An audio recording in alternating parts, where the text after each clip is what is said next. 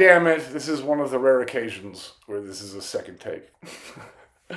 You're in my office again. It may not look that way to you. You may think you're in some whole new fucking space. But all I did is I took the laptop from over here and I stuck it on the hand drum, the commercial grade hand drum recently employed in some of my recordings. And now it's like you're in a whole new space, and I feel rejuvenated and with a certain lightness in my frothy step.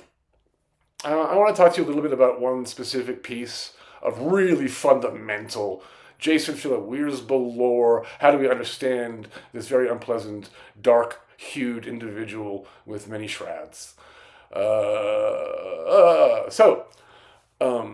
Something very magical happened to me when I was 13 years old. I was on an airplane, and I had a magazine, a Details magazine, and I believe Johnny Depp was on the cover.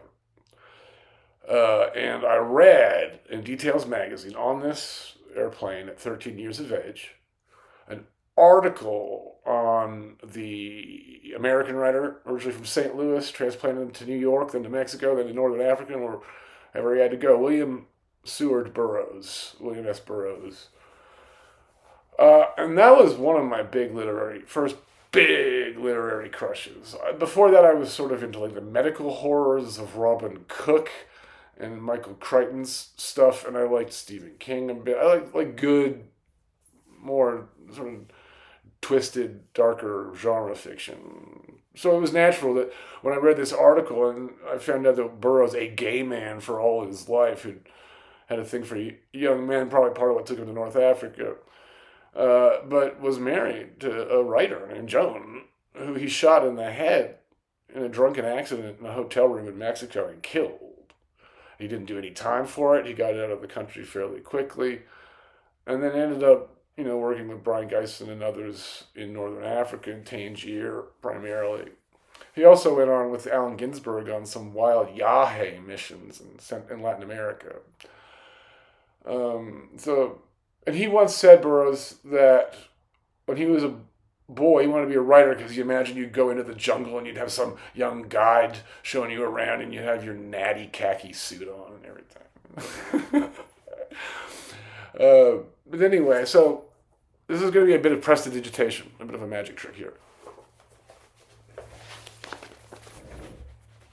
There it is. This is the copy of Naked Lunch by William Burroughs that I bought when I was 13 years old, shortly after reading that article in Details magazine. And the thing I think that ultimately finally totally sold me in that article was a section from Naked Lunch in which the crazed Dr. Benway is performing some sort of hideously aberrant surgery and says something about performing an appendectomy with a rusty sardine can.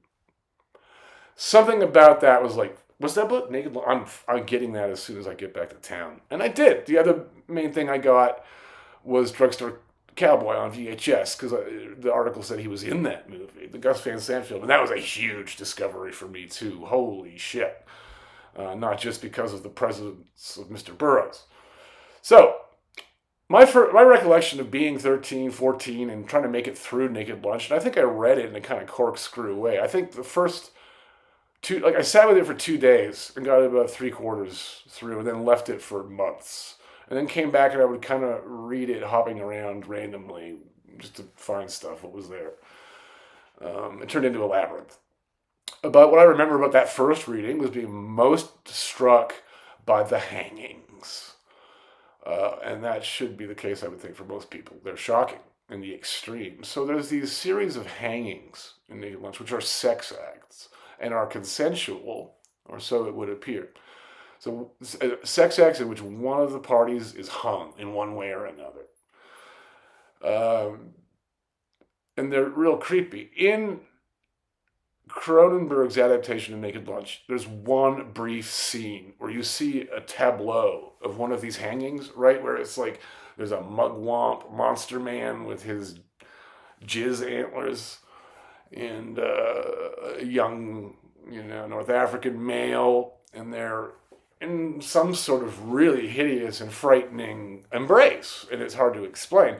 And the way that Burroughs writes all that stuff is way more like William Blake than it is like some pornographer. So it's metaphysical, transubstantiated, and subject to dissolution at any given moment.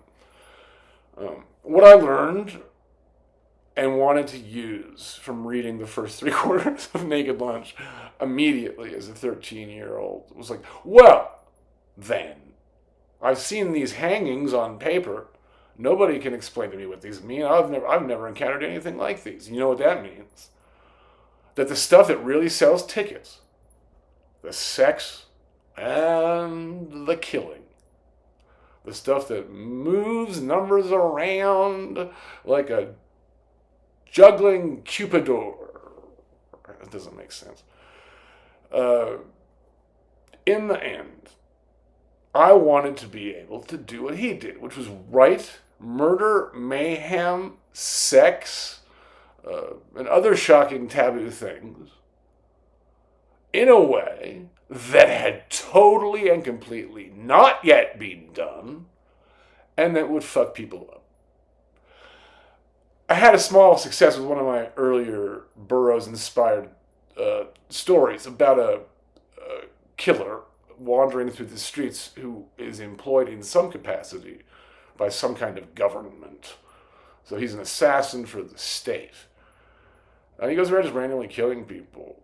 And it doesn't really explain why he picks which victim or what, or where he is or why he's there.